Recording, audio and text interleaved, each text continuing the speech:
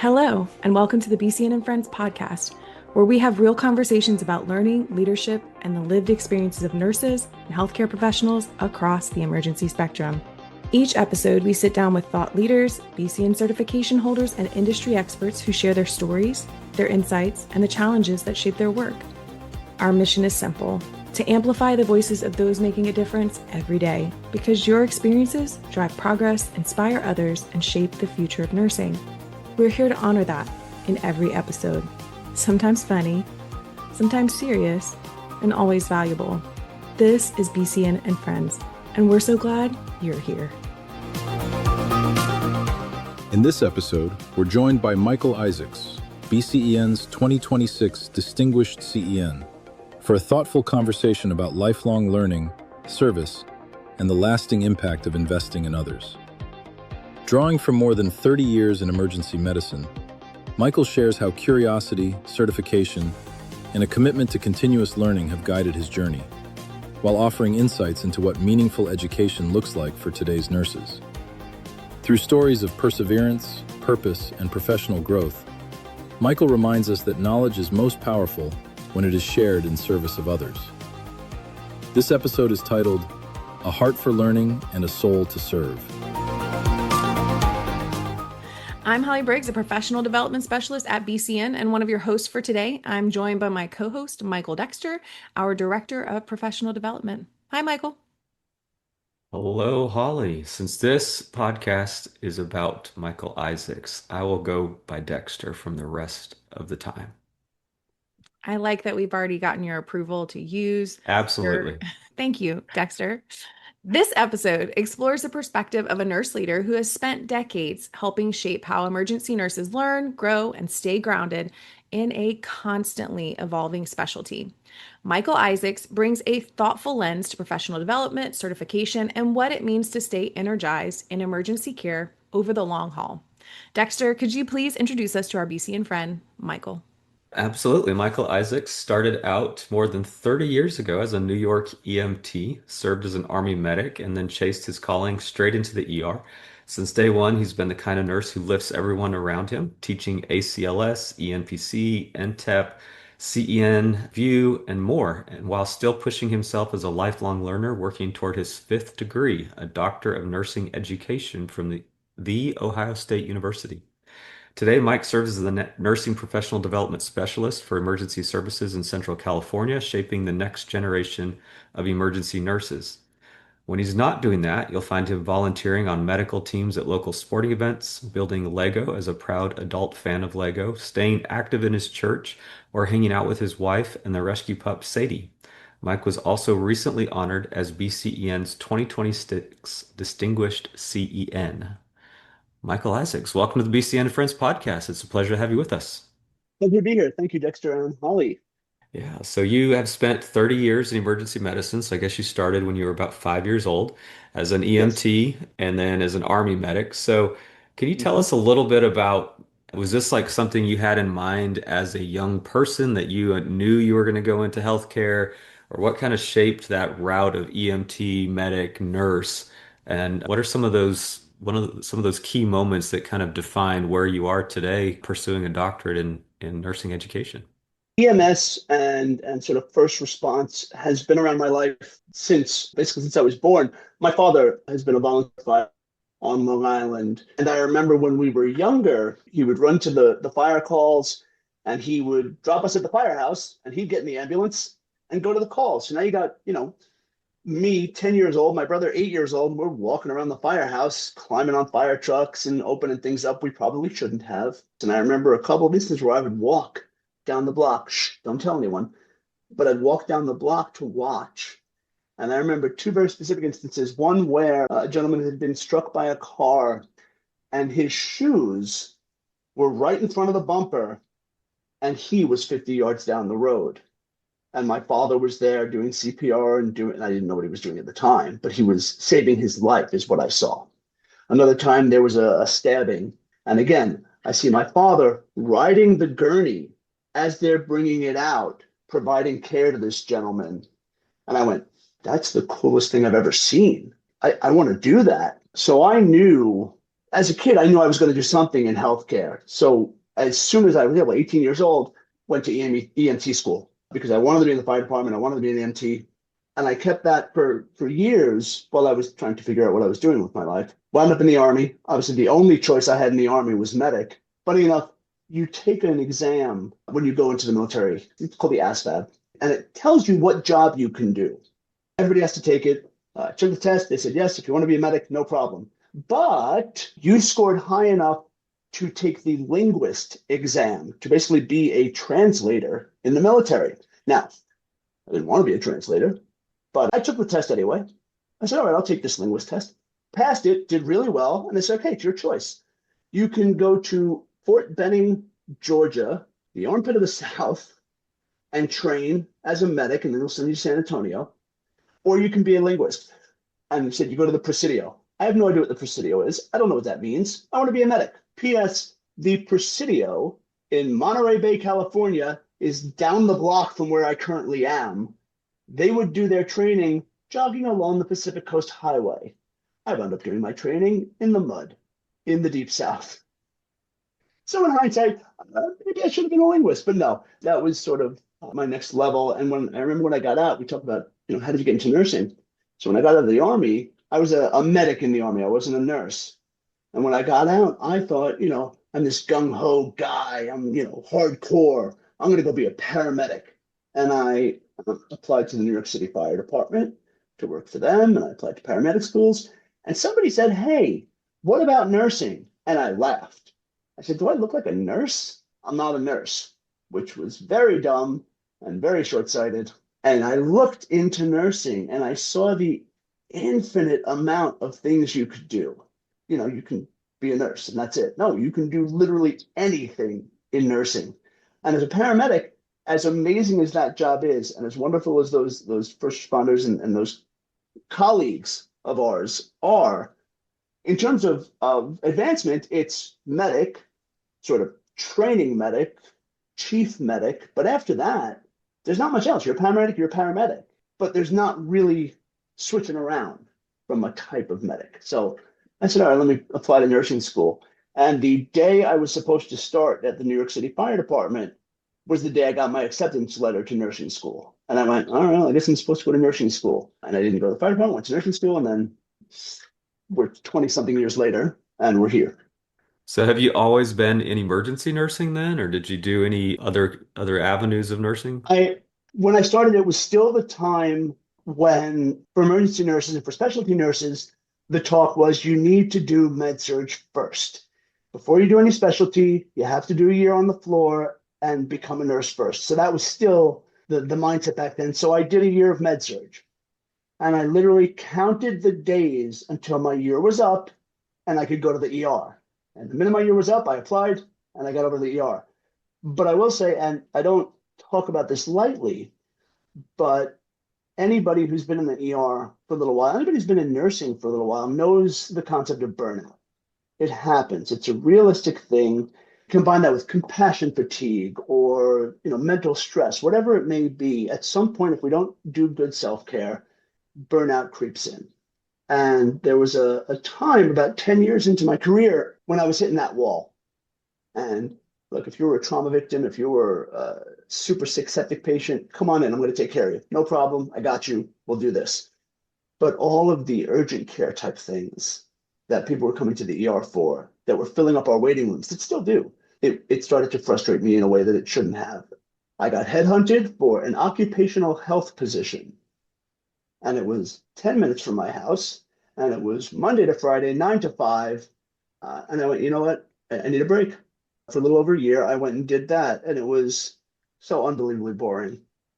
Don't get me wrong, paid well, good for family life, but I'm an ER nurse. Like, let's be honest about it. If you're an ER nurse, you're an ER nurse. And funny enough, the only reason I wound up leaving that was I had some life changes and I decided to move out to California back in 2019, 2020. And when I went to California, I'm like, how do I find a job in California? Oh, I know, travel nursing. And what am I good at? What do I know? ER. And I went right back into bedside ER nursing as a travel nurse, which took off, and then switched that over to education a couple of years later, once everything sort of calmed down after COVID. And that's how I wound up out here. And I hear that it's not an uncommon story. I hear a lot of people who are like, oh, I'm going to go and do, peds for a minute, or I'm going to go do L&D. And then, a year later, you see him on shift and you go, dude, I thought you left. Yeah, I did. Wasn't for me. I have heard that same story from different voices before, Mhm. and there is something very seasoned when someone can say, I knew I was hitting a wall. I knew I was at a place where it was just not healthy for me to be in the ER, that particular specialty for right now. You take that pause, you take that job that maybe you were like, look, I need to do something different and allow yourself to heal, allow yourself to like have the mundane, to have the kind of like that shift for a little bit. And then if you're still like, man, I just really wish that we could have an unexpected code. Like if you feel yourself saying that, then it's probably time to go back to the ER because you're now ripe to like come back and give the kind of quality care that you are capable of. Like you said, I think sometimes the frustrations when you feel yourself just getting frustrated about things that really didn't bother you when you were at a good place, then it's time to take a break. Like know yourself well enough to the ER will always be there. Patients will always come. Like that was I don't remember when Game of Thrones came out, but when it did, it talked about like winter is coming. That statement, I would always just tell people, I'm like, patients are coming. Like they may not be here right at this second. We may feel like, oh, we have a pot, but they're coming. Like they're on their way.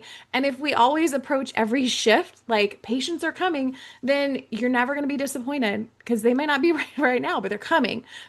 Obviously, we've had a chance to get to know you a little well over the last year as our distinguished 2026 CE. You've quoted an adjective to yourself of being a lifelong learner. And Michael did mention that you're working on your fifth degree. So I would definitely say that we could look at that and go, for sure, he is definitely putting himself in that student seat more often than a lot of people. And when I talk to somebody who says like, "Hey, I'm a lifelong learner," one, it makes me super excited because I like to nerd out with people of similar mindset. And two, I recognize that like that type of passion is what translates into longevity in a career.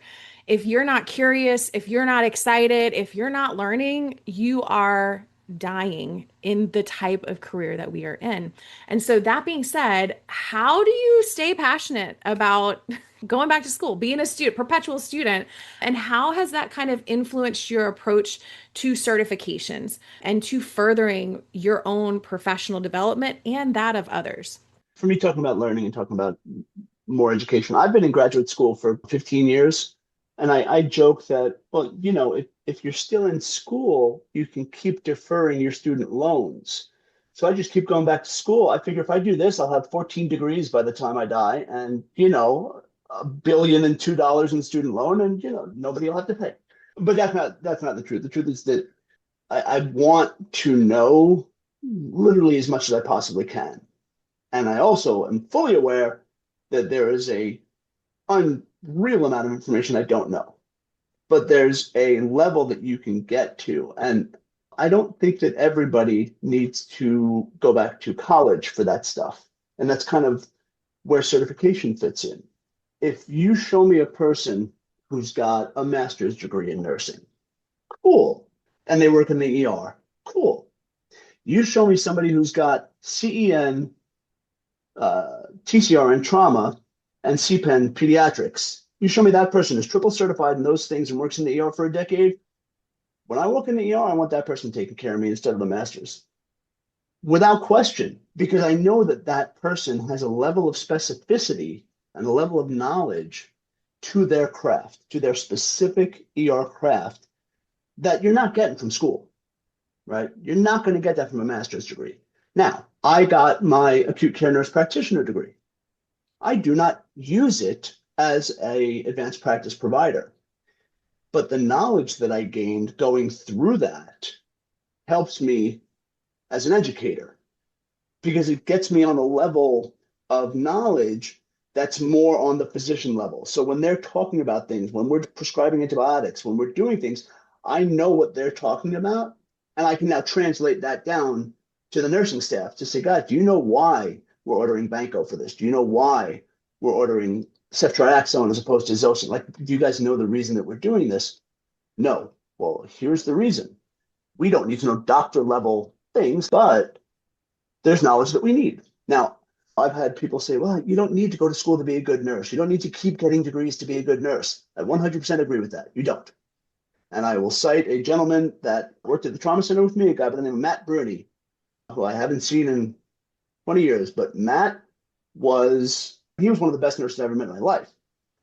This guy was about as high speed as he could be. He knew everything that you could possibly need to know about nursing in the ER. But he was content with just having his associates and being an awesome nurse. I can't fault him for that because it wasn't that he wasn't learning. He learned everything he possibly could. He stuck to physicians' hips and traumas. He watched orthopedic guys come down. When the cardiothoracic guys were in the building, he was watching them. So he learned everything he could learn. And that's why I respect him. Just having letters after your name is great, but it's the knowledge that's important. Now, for us, for CEN, for having those few letters after your name, whatever the specialty that you want to get, that's a badge that we show people.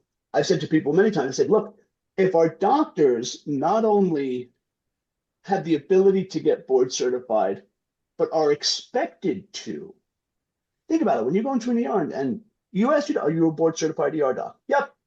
Well, if that's the expectation for physicians, why wouldn't that be the expectation for us? Why shouldn't we hold a standard of board certification, not just for ER nurses, for all nurses?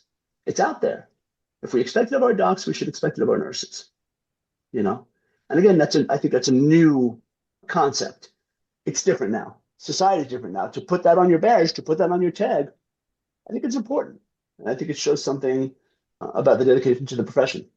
And I have Well, no idea if that answered the question, but no, it did. I think you answered it very well. It articulated it very well, Mike. And I think it's extremely valuable for people to understand that regardless of what path they're taking, just being more engaged, whatever that engagement looks like, being engaged in your profession can really propel you forward. And there's certainly multiple options to do that. And I think all three of us on this conversation can agree that all three aspects of those works the best when you can get further education, when you can become certified, and when you are actively engaged in your profession at the bedside, gaining more experience. But there's certainly a lot of opportunities there. And I think regardless of which focus somebody has, it's valuable to have a focus and a passion and a desire and a drive to be a better clinician, to be a better care provider, and to do the things that really make our profession shine and make it a trusted profession. And I think you articulated that very well. And so I won't belabor any more of that, even though I think we could all talk about it for a lot longer since it's a passion of all of ours. But you're an educator, and you mentioned that.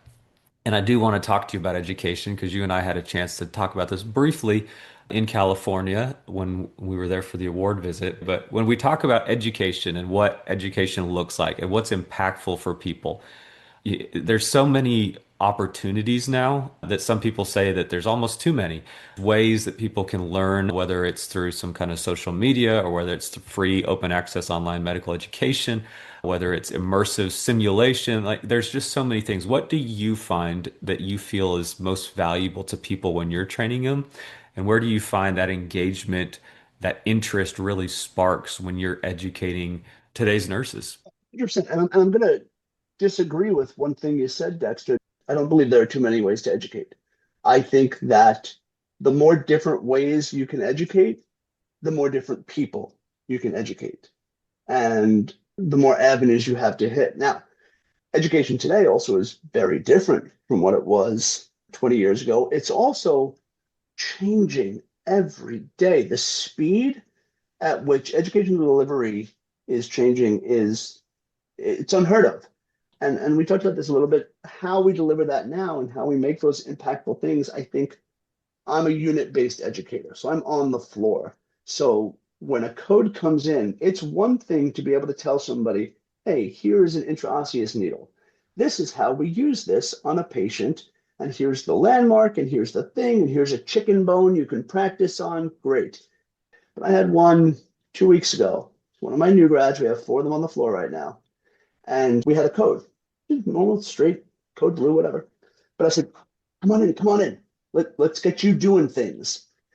And I go, you want to do the IO? Never done one. Okay, terrified, of course. We find the landmark, myself and another nurse, and we find the landmark and we show her, and we're in mid-code. Like, this patient needs help. And everybody's doing their thing, and she finds landmark, she drills it, and the joy that came over her face being able to do that skill. And she, by the way, one shot, got it perfect. And having myself as the educator and another veteran nurse go, that was really good, that was perfect. That pride, and you could see it. You can see that individual who comes in nervous and scared, and in one moment is now standing a little bit taller. So that's one thing. I think bedside, hands-on, in real time, in situ work is the best. Now, the days of 3-hour lectures, they're going away. We can't keep attention like that. There's a course I do which is 2 hours long, and it's all cardiac medication. That's the whole course. Meds. That's a tough course. That's a tough thing to sit through. But for those who are engaged and those who want to learn it, they're locked in. And what you have to do is you can't get up there. You can't teach it. So this is dopamine. And dopamine is an alpha, beta, gamma, delta, blah, blah, blah, blah. They're asleep. But if you get up there with energy and you get up there with stories and you can tie the things together and say, wait, you guys remember this guy we had last week? We gave him this. Why wouldn't we have given him this? Well, we wouldn't have given him this because of A, B, and C. And you take them down the roads and you bring case studies in and you relate back to those nurses. And you ask them, you bring them in. Say, guys, all right, we're going to talk about snake bites. Who's treated a snake bite? And that's the kind of thing for me that has to be done when you're doing that sort of group education. I think in addition to that, there are so many other things like micro educations. Micro learning is a big thing we're doing now. And that's for educators, for people like myself who have this degree behind their name and all this didactic and all this textbook learning and pages that explain things. Well, now I want to take that 72-page chapter and turn it into 1 page of information and then put it in an app. We have to think about what's the most important things. When I have a nurse who needs to give a patient something or needs to do something for a patient, how much of the patho do they need to know? How much of the 48 lines of nonsense words are important to delivering that care? Well, that's where microlearning comes in. Give me the quick hits, the important information that'll let me get the job done. And what we're finding in research is it's actually working really well because we don't have to pull nurses into a class. They can do it on their own time. They can do it on the floor. The use of QR codes all over emergency departments is becoming a big thing because, oh no, I don't know how to use the level 1 or the Belmont. Wait, there's a QR code. Bing, 3 minutes, I now know how to use it, right? That's where education is going to come in. And you're going to find these departments that are going to have QR codes and micro learning everywhere because that's the easiest way to get the information out. People say, and have asked me, why are you getting a doctorate? You're a nurse. Why are you getting a doctorate? Specifically the doctor of education. And the reason I do that is because with those letters, with that degree, I can now make changes. When I go into a boardroom, when I go into a curriculum design meeting, I can now have a little bit behind me to say, no, guys, I know what this is. I know this is going to work. And this is how we're going to change this. One of the things I'm doing when we're going through the approval process is we've all done mock codes, right, guys? Everybody and anybody listening has done a mock code. I don't care what specialty you're in, but ER nurses, yes, mock codes. We bring the mannequin in and we bring the crash cart in and we have to find meds that we can write on. You know, you take the epi and we're going to make it adenosine and whatever it is, but we have to set everything up. And we're doing that, I don't know, what, once a quarter? If you're lucky, once a month. And how many of your nurses are you hitting? The point is, it's not efficient. This is where VR comes in. My project is, I got a couple of headsets. I got a company on board who's allowing me to do 6 months of training with this. But now I can take a box with 5 headsets, bring it into literally any room in my department. I mean, I can probably do it in the parking lot if the Wi-Fi signal goes out there. And I can run over and over and over and over again, every day, every week, every shift, code scenarios. I don't need anything except a headset. I don't need a mannequin. I don't need a crash cart. And what we're training is not how to push a medication. That's not what VR is doing. What I'm training is the flow of a code. We all know you've got to have your spot. You don't leave your position. If you're the med nurse, you're the med nurse. If you're documenting, you're documenting. If you're on the defibrillator, you're on the defibrillator. But things break down a lot. That closed loop communication breaks down. So if you can train it over and over and over again, you're going to get better at it. Repetitive practice is a fact, and it's in everything we do. How do you get from that novice to expert level that we talk about in nursing school? It's time and experience. It's recognizing patients. We talk about the intuition of nursing, and it's science-backed. And it's over time recognizing clinical patterns that create intuition, that you can walk into a room. Any nurse who's been a nurse for 10, 15, 20 years can walk into a room and go, oh, that guy's about to crash. And your new guy standing next to you and goes, how do you know? And the answer is, well, I know, I can tell. Because you can see subtle changes, you can see subtle trending, and that's experience. I have no idea where I started with that. Thank you for putting so much thought into it and providing so many examples. I've always looked at education as, how do you identify what people need to know? And then how do you then take that and say, okay, where are people unfamiliar with? What is the things that don't happen that often, right? That high acuity, low volume, where are those things where like people who maybe don't have that experience, where can we help them shore up that gap in their knowledge and their experience so that way they can grow familiar with it? I think your example of the IO insertion in real time for that, new grad nurse, well, gosh, they just got one under their belt, right? And it doesn't come along every shift, right? But I used to tell people all the time, I'm like, look, you're going to start hundreds of thousands of IVs over your career. Mm-hmm. Like you're going to have that opportunity. Every shift you come in, you're going to start at least one, maybe tenfold that. But the idea is there are some things that we do that you're just not going to have the opportunity to do that often. And so that's why we do trainings. That's why we have simulation. That's why we Mm-hmm. try to make sure that like, hey, if we have an IO going in, has nobody done it before? Okay, that person, try to get them up there so that way they can get that experience. Because again, that's a building block for the next time you do it and the next time you do it. And to gain that confidence, which cannot be overstated.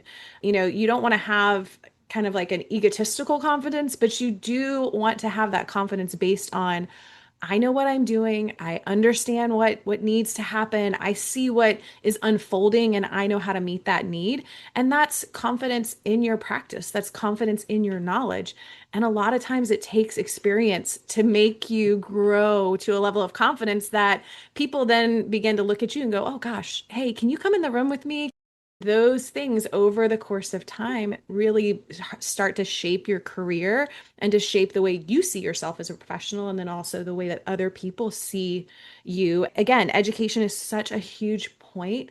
Earlier, when you said you thought you were going into linguistics, I really feel like education should be a version of linguistics because you're taking all this knowledge that's being, whether it's organizationally that you're like, hey, there's this new protocol or there's this new thing, and you have to boil it down, figure out like, okay, they are not going to care about that. They are not going to care about this, but they really need to know this. So I got to figure out a way to get my people educated on this so that way when it comes up they're ready and they're able to do it well and meet all of the different requirements. And so in a lot of ways education is linguistics. It's just a little niche of it. It's like an offshoot. And then tying everything to like the latest and greatest tech. I feel like healthcare, we constantly come out with new toys and new things and new apparatus that you have to learn. And so you're evolving in that too, right? So you're evolving in the science-based knowledge of healthcare, but then also new ways and inventive ways to deliver it. As you mentioned, using virtual headsets and things like that. That is such a huge possibility. And VR's been around for a while, but it was never really to a place where it could be applied to healthcare in a way that was unique enough and specified enough. But I think technology has gotten there, and now it's just us figuring out how to use it and apply it in a way that it's going to grow people's knowledge and their familiarity. And you can't really put a number on that because that's somebody's life. That's a patient's life downstream who would be impacted by a code going much smoother than it being some Mhm. chaotic mess. And so I'm excited to see one, how your project comes out, because I think obviously there's a lot of positivity moving into that. But I think there's something to be said of having someone like yourself in a role where you're looking at professional development, where you're looking at education through the lens of not only your experience, but then going, how can we improve this? How can we continue to grow this? How can I learn more so that way I can apply this better? The value is continuing to grow. Like you're continuing to add value to others. And I want to say how you mentioned a very important thing there, and I think any ER nurse will agree.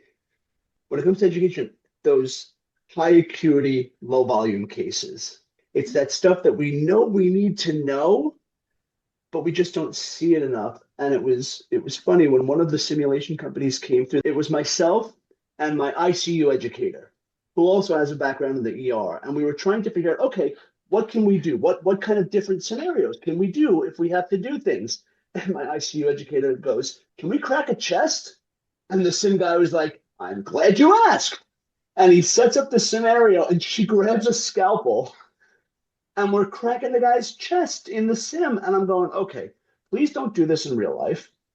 But the reason that they showed us that is because, like you said, the technology has come so far and it's advancing every day to the point where now we can program anything these days. It's wild. It's wild. And I tell my colleagues at Ohio State, just be ready because for professional development in 5 years, it's all VR, all AI, all VR. We're going to sit back, press a button, and AI is going to take over. I will still have a job, Gonna say, but that's for training, you know. yeah, But we still have to program it. yeah. I hear that conversation about AI in healthcare. It's obviously a hot topic, as you mentioned. And I Yeah, think, well, and there's a difference between AI in healthcare and AI in training. sure. AI in healthcare, I mean, we all, anybody watch The Pit, we know how that went. Anyway. I always caution people to say, like, look, if you're doing fantastic things, if you're continuing to learn, if you have a drive and a passion for healthcare, you're going to be good. It's Mhm. the people who are, want to do the same thing they've done Yes. forever and ever and ever, then that might not be an option in the next 5 to 10 years. But, AI is a tool. So it's only as good as the Mhm. person who knows how to use it. As I'm sure we have all figured out, if you Google Mhm. anything and use AI, it does say this could be Oh, full of errors. yeah, please check it. Please check it. Don't submit something without And checking it. don't Okay. use it for healthcare. Don't use it for like AI doctor. Am I dying? Yes, you are. Oh God, no, don't. It's It's it's that the web, it's like full it's WebMD. WebMD on Yeah, steroids. Yeah, yeah, it that's is. what It AI is. has become. It certainly can be. Yes, Well, we could definitely have an entire podcast about AI and healthcare, and maybe we will true, in the true. future. But I did want to mention being selected as the 2026 Distinguished CEN Award winner. It's an honor that you are very deserving of. And Mhm. Michael was able to be a part of that visit. And, he mentioned multiple times how you embodied that honor so well and that you felt that it was just a recognition that was super meaningful to you. I'll let you put it in your own words. And then also, kind of, what is that legacy that you're hoping to leave in emergency nursing? Because I think anybody who stays in a career for more than 10, 20 years, we should start thinking about, like, what are we trying to leave and what are we trying to develop in those that are following behind us to impart a living legacy that goes on long past your career. And so, yeah, what does that mean to you? So I think there's two parts to that question. So as far as the receiving the award, it's a little bit insane that to be able to say, and again, we talk about that confidence, cocky, like I don't want to sound prideful, but to be able to say that I was the one individual out of 41,500 board certified emergency nurses to be recognized by the people who say that we're board certified, that's huge. To take a 20-year career that's been in trauma centers and community hospitals and travel nursing and East Coast, West Coast, and now is in education and to have the board recognize this portfolio of a career.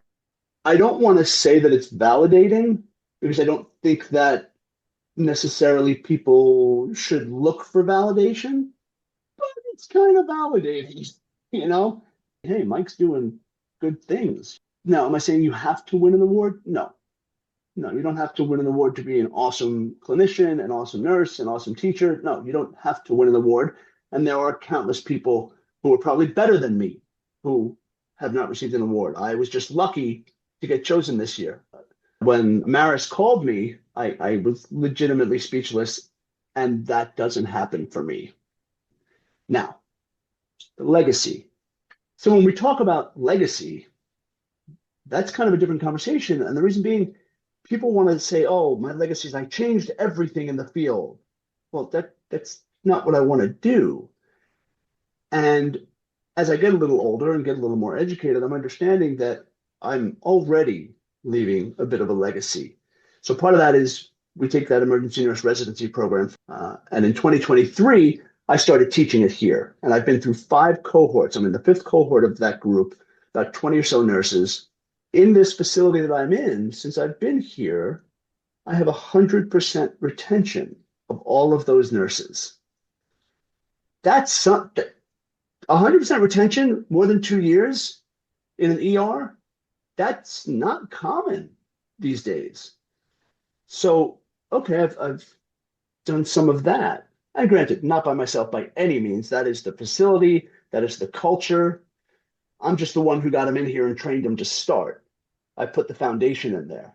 The rest of my colleagues, my staff nurses, my leadership, they have built what we have here to keep those guys here. When I leave a legacy, I want to know that I've made a change, whether it's a change with, I know I've made changes in patients' lives. We all do. That's every day. But at some point, I'd love for people to go, yeah, Dr. Mike was the guy who started establishing VR as a standard of professional development education, something like that. Like I want to make a lasting impression or a lasting impact on the field of emergency nursing. I've been doing this for 20 years, and it's now at this point where I'm like, okay, I've been doing this 20 years. What have I done? What have I left behind? What have I contributed to emergency nursing? It's paramount that I leave something for the career that's given me so much. And that's my legacy. It doesn't have to be, I don't need a statue. I don't need, I mean, I got a plaque, which is nice, but yeah, a little statue. But I want to be able to say, yeah, no, I changed that for the better. Or I created this sort of educational component that people are going to be using for a while. That's sort of my goal here, is to find the thing that people will use going forward educationally. So we'll see how that goes. I got a few more years yet. Definitely think you're on the right track for it. So you mentioned leaving a lasting education, and at one of the things, you segued perfectly for me, Mike. So thank you so much. But one of the things that we ask on the podcast all the time is if there's a person or moment that has left a lasting impression on you. And you've already mentioned your own father. You've mentioned a nurse that you worked with previously named Matt at a trauma center. So there's certainly been people that have shaped you to who you are today and have helped you get to the person you are today. But is there any specific person that you wanted to mention, or even like a patient encounter or a time in your life where you can look back and you say, had things been different, I probably wouldn't be the Mike Isaacs I am today, or I wouldn't be where I am had it not been for this particular person or this particular time? Absolutely. It all goes back to my first 5 years of nursing. I worked at a hospital on Long Island called North Shore University Hospital, and there were a few people there who I will not forget as long as I live. The first was my first preceptor. Her name was Little Rowe. She was a nurse for, I believe, about 30 years or so, and she was like about as no-nonsense, hardcore nurse ratchet nurse as you could be, to the point where when I was learning to put IVs in, and this was the days, I know new grads aren't going to know what this means, but when you put the angiocath in, the blood came out. It didn't stop. And I could not figure out how to tamponade the vein. I couldn't get the muscle memory behind it. And she was nice enough to give me the nickname of Massacre Mike, because it looked like I stabbed every patient that I took care of. But Roe taught me how to be an ER nurse. and that was as a preceptor. But the one person I have to say is one of the reasons I'm an educator is a woman by the name of Barbara Ruvalo. And Barbara Ruvalo was the ED educator at North Shore at the trauma center for the entire time I was there. And the thing that I appreciated about her the most was, first of all, she ran around like a Tasmanian devil. Like she was everywhere. And she was the first one to admit that she didn't know everything. And this is something that she always told me is what I do now. He goes, I don't know everything, but I absolutely know how to find the answer. And I tell my people that now. I said, I don't know what you're talking about. Give me 6 minutes and I will have what you're looking for. And I think as an educator, it's an extremely important way to go about things. Because if you come into a department and say, I've got this all, I know everything, ask me any question, you're going to fail. You're absolutely going to fail, especially in today's healthcare industry where everything changes. There was a great example where one of my docs one day, we had a patient with angioedema, and the doc goes, let's give TXA, the blood clotting medication that we give for trauma. And we all go, he's not bleeding, doc. Like, why are we doing that? He goes, oh no, it's for lisinopril-induced angioedema. We give TXA now. Like, what are you talking about? You're just making things up. He goes, trust me. And I go, I don't. I'm going to go find out. And sure enough, I jump into my office and I get on the computer and I print out 7 different articles about TXA for lisinopril-induced angioedema. I hand it to the nurse. I go, let's do this. This is the thing. But that came from Barbara. That ability to jump into a textbook, that ability to find things. When she would do education, she would be like, okay, we're going to do competencies today. I got 17 things we're going to do in 1 hour. Let's go. She was the queen of microlearning before microlearning was a thing. And I attribute a lot of what I do and how I want to be an educator to what she did. I believe last I saw it, she worked at that same facility for 42 years. And I think she was still there. But yeah, she is a queen of education. I don't think she's an educator anymore. But yeah, she's one of the tops. And I think I would be remiss if I didn't mention Chris Maurice, she might still be the director of that department.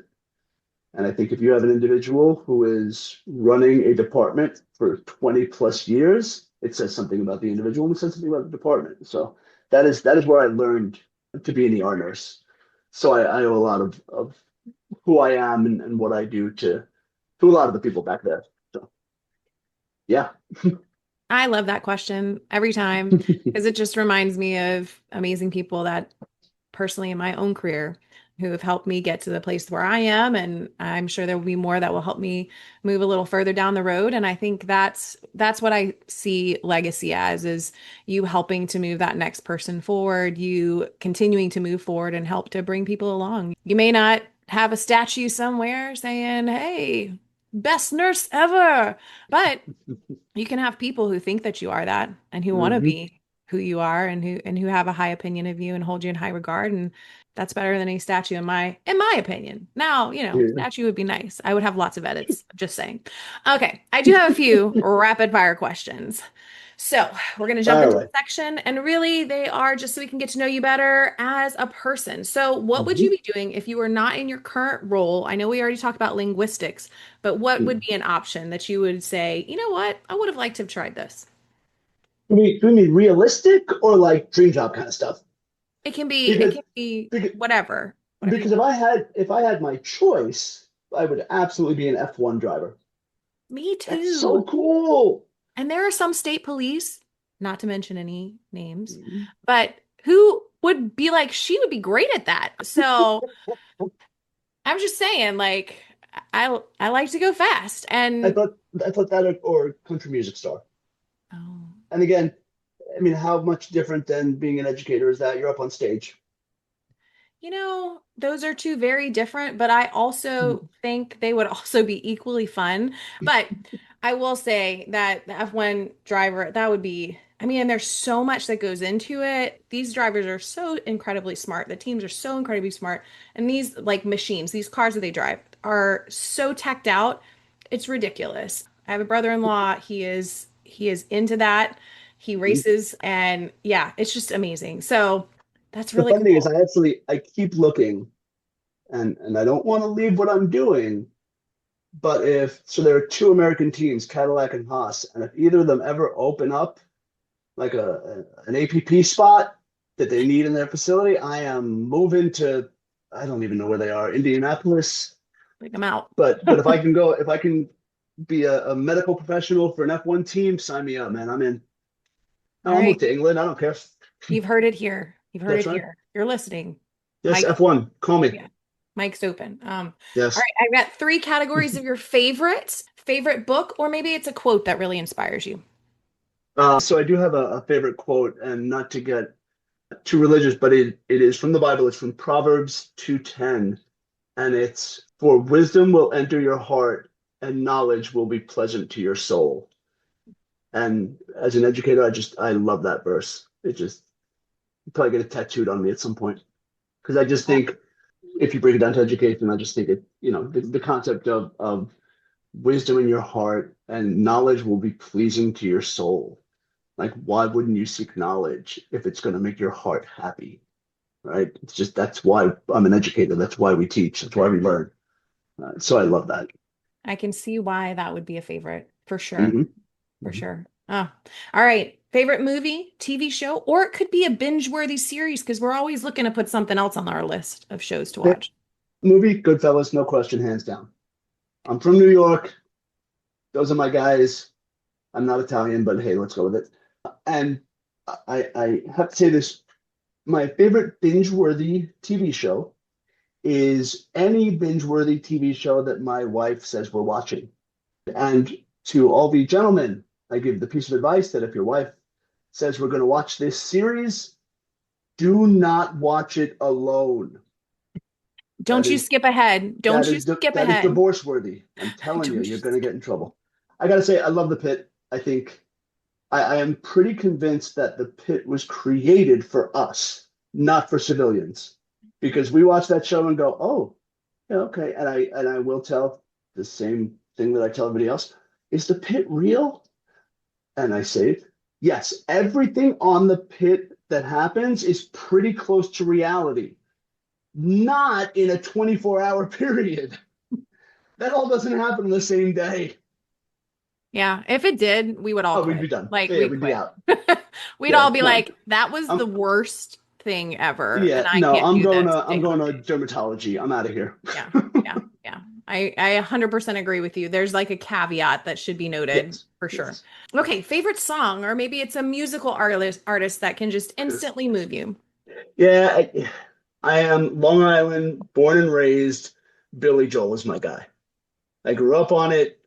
Anybody from Long Island in my generation knows it. He's the guy. Dude, legend. Yeah. That's all there is. Okay. Now you did mention earlier about self-care and how that is something that you have found has kept you in your career. But do you have a self-care go-to or something that helps you reset? I mean, a little bit. So I did get remarried last year to an unbelievable woman. Amber, you rock. I love you. And I'm not trying to turn this into a marriage podcast, but she's in grad school. I'm in grad school. And we find that we have to remind each other sometimes, all right, books down, date night. Let's go. Like, let's just take the dog out for a walk. I think when it comes to self-care, part of it is just stopping. It's just going, okay, the world is insanely spinning fast right now, whatever it may be. If it's your career, if it's your kids, if it's the marriage, if it's work, whatever it is, stop and find something else to do. I'm big with physical activity. I do a lot of stuff with my church, so that gets me centered. But like the thing I'm doing now, I do a thing where we have a little meeting around a fire every week. So I need wood for this. So I found a guy he's a tree cutter, and he's like, hey, I drop off trailers full of wood for free. And I went, well, if I don't have to pay for firewood, I'm all for it. Problem is, he dropped me giant tree rounds, like not firewood, like tree. Here's tree, have fun. So now I've got an axe and a splitting thing, and I go out back for an hour or two a day and just chop wood, and it's fantastic. You don't have to think about anything. but it's just physical activity. And I think for anybody who likes doing something physical, that always helps. That's always a bit of self-care that you can do. And really go for a walk. Just do something. For anybody out there, for me, it's a little physical, it's being with the wife, but it's putting everything else away. Put work away, put school away. It'll be there. You'll get back to it. Take that time. Absolutely. Hit the nail on the head. Intentionality, carving out the time to do it, literally. Okay, Mike, is there Yes. a best social media platform or some way that if people wanted to reach out to you, they could do that? LinkedIn is really good. Michael Isaacs on LinkedIn. If you want to hit me up for advice or want to yell at me. Mike, we really appreciate you taking the time out of your day and spending some time chatting with us. As I mentioned before, gotten to know you, and it's just you're very passionate about professional growth and development, education, advancement of the nursing profession, and it's always refreshing to talk to people that are engaged in their profession and aren't just the people that want to show up and do the work and go home, but want to show up and make the work better every day. And you certainly embody that. I'm sure that there's going to be a lot of great things in your future, and we're happy to be a part of that. But thank you again for taking the time with us today. It's been great. I appreciate you guys tremendously. Thank you so much.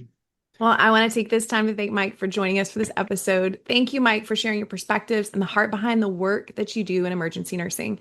Your reflections on staying energized in a rapidly evolving specialty, your commitment to lifelong learning, and your passion for meaningful professional development offer powerful guidance for nurses at every stage of their career. And hearing what the 2026 Distinguished CEN Award means to you adds an inspiring reminder of how dedication to growth and certification can shape a lasting legacy in emergency care. That's a wrap for this episode of BCEN and Friends. Don't miss what's next. You can subscribe, share, and join the conversation by scanning the QR code for learn updates in this episode blog. If you've got a topic you'd like us to cover, drop us a line at bcn@bcn.org. I'm Holly Briggs with Michael Dexter, and we're proud to celebrate your dedication to nursing across the emergency spectrum. Until next time, stay curious, stay connected. We are out.